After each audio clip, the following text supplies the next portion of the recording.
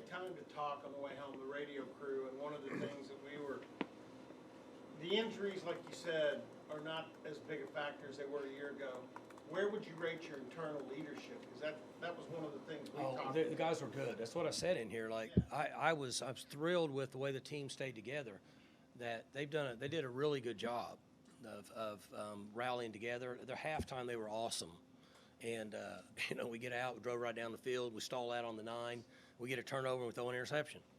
What if we hit 2 touchdowns right there? At least it changes the complexion of the game. But we didn't. But the team, from what you're asking, they've been really good. They were great. Mike, you guys are still obviously in the race for a Big 12 title game appearance, which those are hard to come by. So obviously you want to get your program there, but how do you talk to the guys about that as just the opportunity that is still out there in front of them and what that can mean for this program if you guys are able to get there? That part's easy for me because they know it. They know everything that's going on, so it's not something I have to bring up to them. That you would think that would be motivating for them.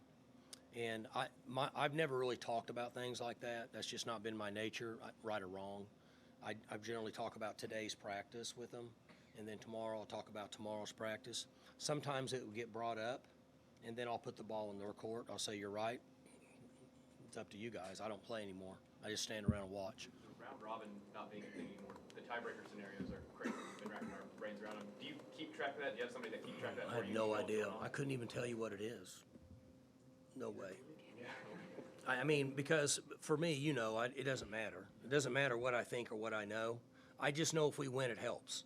So that's the only thing that I put all my energy into that. I literally have no idea how all that works.